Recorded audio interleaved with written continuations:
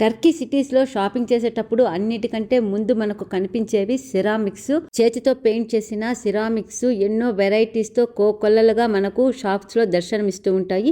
8-9 శతాబ్దాల నుండే ఎంతో ప్రసిద్ధి పొందిన ఈ సిరామిక్స్ టర్కీలో కొనాలి అనిపించే ఒక ముఖ్యమైన ఐటమ్. షాపింగ్ చేసే ఐటమ్స్లో 2వ స్థానంలో టర్కిష్ టీ, కాఫీ తయారు చేసే పాత్రలు ఉంటాయి.